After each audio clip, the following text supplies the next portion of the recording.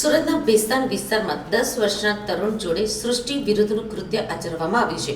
તરુણના પિતાના જ મિત્ર દ્વારા આવેલ આ કૃત્ય બદલ નરાધમની ભેસ્તાન પોલીસે ધરપકડ કરી છે. સુરતના ભેસ્તાન આવાસ ખાતે રહેતા પરિવારના 10 વર્ષના તરુણ જોડે નરાધમ દ્વારા સૃષ્ટિ વિરુદ્ધનું કૃત્ય આચરવામાં આવ્યું છે. જ્યાં નરાધમની ભેસ્તાન પોલીસ દ્વારા ધરપકડ કરી તેને જેલ ભેગો કરવામાં આવ્યો છે. ભેસ્તાન પોલીસના જણાવ્યા પ્રમાણે ભેસ્તાન ખાતે આવેલ ભીંડી બજારમાં રહેતા આરોપી મોઇદુલ શેખ દ્વારા 10 વર્ષના તરુણ જોડે સૃષ્ટિ વિરુદ્ધનું કૃત્ય આચરવામાં આવ્યું હતું.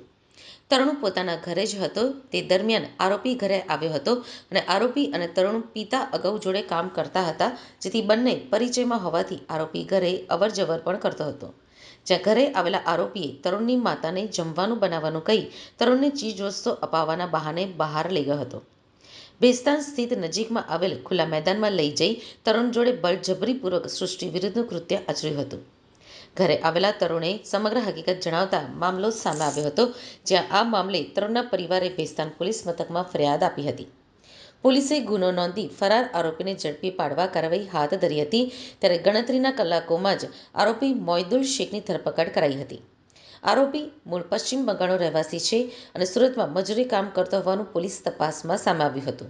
જ્યાં પોલીસ પૂછપરછમાં આરોપીએ પોતે કરેલ કૃત્યની કબૂલાત કરતા નરાધમની ધરપકડ કરી આગળની કાર્યવાહી ભેસ્તાન પોલીસે હાથ ધરી હતી.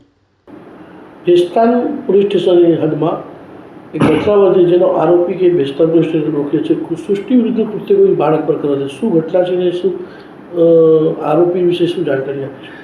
ભેસ્તાન પોલીસ સ્ટેશનમાં એક પોક્સો એક્ટ હેઠળ એક ગુનો દાખલ થયેલો છે. એમાં જે આરોપીનું નામ છે મોઇદુલ જહીદુલ શેખ અને એ ભેસ્તાન ભીંડી બજાર વિસ્તારમાં ઇસ્માઇલનગરમાં રહે છે. એની ઉંમર 22 વર્ષ છે અને એ છૂટક મજૂરીનું કામ કરે છે. છેલ્લા 3 માસથી એ એના પરિવાર સાથે ત્યાં રહે છે. મૂળ એ વેસ્ટ બંગાળનો છે. આ જે આરોપી જે છે એ આ જે વિક્ટીમ જે છે બાળક એના ફાધર જોડે પરિચય થયેલો હતો અને અગાઉ એમની સાથે કામ કરતો હતો.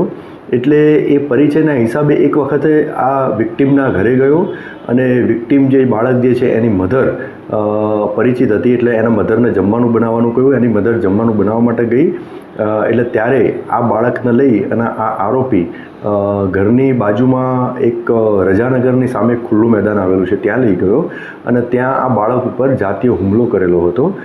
તો તે જ અનુસંધાને આ ભેસ્તાન પોલીસ સ્ટેશનમાં ક્રિમિનલ કેસ દાખલ થયેલો છે અને ગુનાની તપાસના કામે પૂરતા પુરાવા એકત્રિત થયેલ હોવાથી આરોપીની ધરપકડ કરવામાં આવેલ છે.